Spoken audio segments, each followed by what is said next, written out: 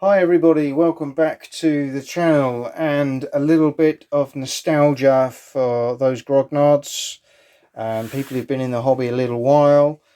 This is a game that's about 20 years old now, that I've just managed to secure a copy of. Kings and Castles. This is a game by the Ragnar brothers. It's quite a rare game, you don't see it around very often anymore. I don't know a huge amount about it other than what I read when I bought it off our favourite auction sites. But the period, as you know, would appeal to me, as I have built a couple of Norman conquest armies across this year. And as you can see from the front of the box, it does cover a lot of this period, as well as the history prior. This is, as I say, quite an old game. It's not going to be a 2023 production, and this is a second-hand copy, but a beautiful second-hand copy. And you can see there the Duke of Normandy at 1066, about to cross to invade England. You are one of the trusted nobles standing ready to carve out a barony for yourself in England. For the next 400 years, you and your descendants will serve the king, fight his wars, build his castles, collect his taxes, making your family rich and powerful as you can in the process. But have a care. Other barons plan to do no less for their families. So this is a game of guile, cunning, skill to shape some of the most decisive events in this country's history. A game for 2 to 4 players. You get a cloth map, which again was something that I thought was very unusual. 4 counter sheets, they have been punched. We'll have a look at those in a moment. 4 faction cards, a cloth bag, and a rules booklet with a playtime of 1 hour. So again, short playtime. It appeals with my lack of time. And I just wanted to show you some of these components. Please bear in mind, as I say, this is a 20 plus years old game, but I think it's still quite beautiful in what the production values for a game of its age. Let me show you first of all the cloth, yes, cloth mat, which, as you can see there, has been stitched really nicely. It's actually really clever. I've not seen any other games that have cloth maps. Maybe some publishers out there should give that some thought. Again, you could put this under plexi if you wished, but you can see it's a decent size, size of a large tea towel.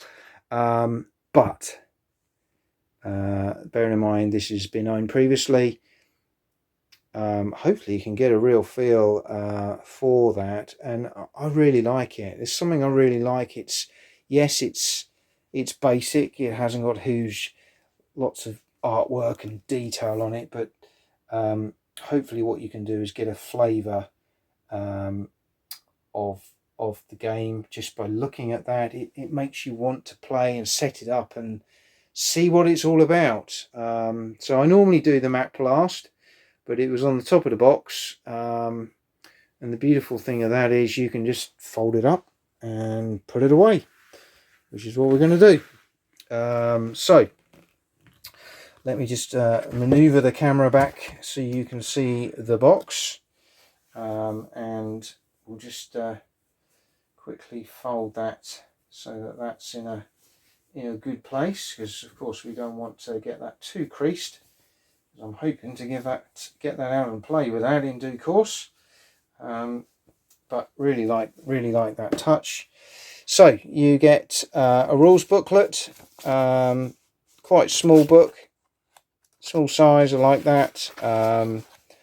Again, for its time, you've got contents, which is great. Game components, again, good. You've got 8 sections. There's not many pages. It doesn't look overly complicated. Of course, you've not got the full colour gloss that you get in a lot of games these days. but the rules don't look heavy and they don't look too cumbersome, so that looks quite interesting. You've got an example of play. Again, for a game of its age, that's impressive. And you've got the whole working out there showing you how that works. I think that's really, really nice. Very impressive. Then you've got these cards. Now, if I remember rightly, on the box it did say what these were. Let's just get that out of there and have a look. So these are the faction cards, I believe. So you can see there, each one is pretty much identical. I assume you'll have that on the table. It's thick card stock, and you'll have your counters to represent your forces there, depending on whether you're playing 1, 2, 3 or 4 players. So nice. A cloth bag to put your counters in, and baggies as well. So the counters, you know, they're not bad. They're not bad for their age. They've been punched. You know, they're certainly better than some games I've seen of this generation. They're colourful, they're clear. These look like they would be the representatives of each force, as you can see there. But overall, a really nice production.